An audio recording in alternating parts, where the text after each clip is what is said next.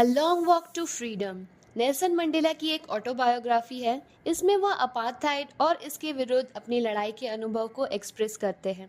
वह यह बताते हैं कि किस तरह से नॉन वाइट या फिर कह ले ब्लैक लोगों को वाइट लोगों के द्वारा भेदभाव का शिकार होना पड़ता था। अपार्थाइड बेसिकली एक ऐसी पॉलिसी थी जिसके अंतर्गत साउथ अफ्रीका के लोगों को उनके रंग या नस्ल के आधार पर क्लासिफाई किया गया था। इसके तहत जहां व्हाइट लोगों को सारे अधिकार और सुविधा दी गई थी, वहीं ब्लैक लोगों के अधिकार छीन लिए गए थे, जैसे कि शिक्षा, स्वास्थ्य और नौकरी का अधिकार। यहाँ तक कि वह कहाँ शादी कर सकते हैं और कहाँ नहीं, इस पर भी ब्लैक लोगों पर पाबंदी थी।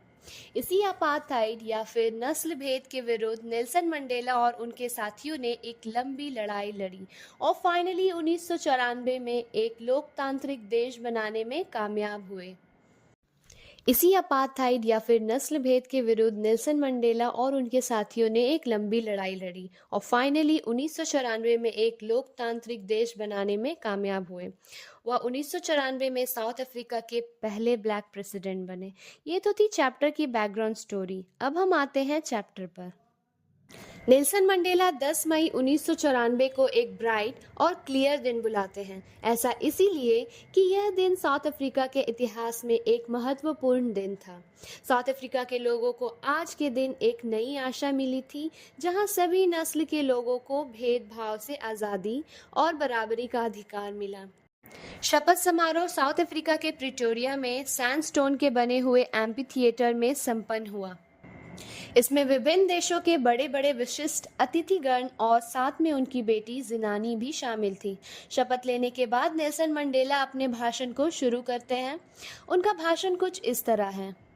आज हम सभी अपनी उपस्थिति के द्वारा देश को मिली नई स्वतंत्रता को ऑनर करते हैं।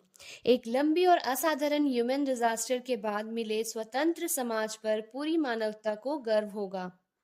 हमारी ही धरती पर जहां हम कुछ समय पहले तक विद्रोही थे, विश्व के राष्ट्रों की मेजबानी करने का मौका मिला है।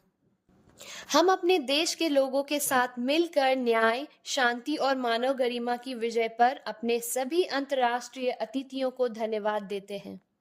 हमने आखिरकार राजनीतिक स्वतंत्रता प्राप्त कर ली है। हम स्वयं को गरीबी, अभाव और लिंग के भेदभाव की बेड़ियों से अपने सभी लोगों को मुक्त करने का संकल्प लेते हैं। अब यह सुंदर भूमि कभी भी किसी के उत्पीड़न का अनुभव नहीं करेगी। इस शानदार मानव उपलब्धि पर कभी भी सूरज अस्त नहीं होगा। भाषण के बाद एयर शो का आयोजन किया गया। इसमें साउथ अफ्रीका के जेट्स और हेलीकॉप्टर्स ने शानदार प्रदर्शन दिखाया। इस प्रदर्शन ने न सिर्फ फौज की ताकत को बल्कि लोकतंत्र में उनकी वफादारी को भी दिखाया।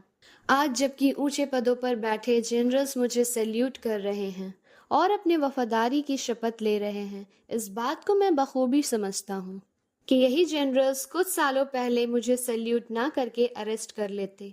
इसके बाद साउथ अफ्रीका के 2 नेशनल एंथम गाए गए, कोशी सिकेलेली अफ्रीका वाइट लोगों के लिए और डाई स्टेम ब्लैक लोगों के लिए। समारोह के दिन मेरा दिल हमारे इतिहास को याद करके भर आया था। एंग्लो बोअर लड़ाई के बाद साउथ अफ्रीका के सभी वाइट लोगों ने अपना हाथ मिला लिया था और ब्लैक लोगों के विरुद्ध नस्ल भेद को अपना लिया था। जिस संस्था को उन्होंने बनाया, इसने मानव इतिहास की सबसे अमानवीय और क्रूर समाज की स्थापना की थी।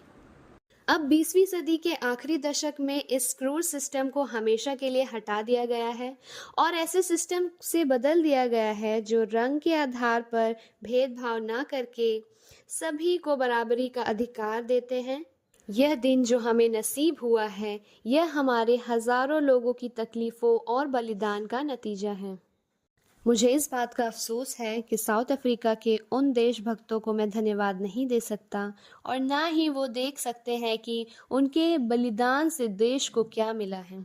अपार्थाइड ने देश को एक लंबा और गहरा घाव दिया है। हमें इस घाव से ठीक होने में सालों लगेंगे, लेकिन साथ ही इस लंबे चले अत्याचार का एक ऐसा प्रभाव भी था जिसने ओलिवर टेम्बोस, वॉल्टर सिसिलस और यूसुफ दादूस जैसे महान लोगों को आगे आने के लिए प्रेरित किया, जिसके पास असाधारण साहस और बुद्धिमानी थी।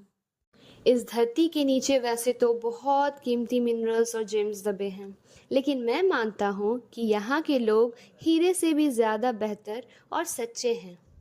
इन्हीं साथियों के बदौलत मैंने साहस का सही मतलब सीखा। मैंने देखा है लोगों को आज़ादी के लिए अपनी ज़िंदगी को दांव पे लगाते हुए।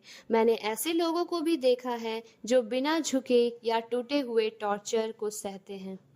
मैंने उनसे यह सीखा है कि साहस डर के ना होने को नहीं, बल्कि डर पर विजय पाने को कहते हैं। एक साहसी इंसान वह नहीं है जिसे डर नहीं लगता, बल्कि वह है जो डर पर विजय प्राप्त कर लेता है। आगे नेल्सन मंडेला कहते हैं कि कोई भी इंसान जन्म लेते ही किसी से उनके स्किन कलर या फिर बैकग्राउंड के आधार पर नफरत करना शुरू नहीं कर सकता। यह उसे सिखाया जाता है। तो अगर उसे नफरत करना सिखाया जा सकता है, तो प्यार करना भी सिखाया जा सकता है। जेल में हमारे सबसे तकलीफदायक समय में भी मैंने जेल के गार्ड्स की आंखों में इंसानियत की झलक देखी थी। इसने मुझे इस बात पर विश्वास दिलाया कि इंसान के अंदर की अच्छाई को छिपाया जा सकता है, पर मिटाया नहीं जा सकता। आगे नेल्सन मंडेला यह लिखते हैं कि हर इंसान के जीवन में दो दायित्व होते हैं। पहला उसके पत्नी और बच्चों के प्रति, और दूसरा उसके अपने लोगों और समाज के प्रति।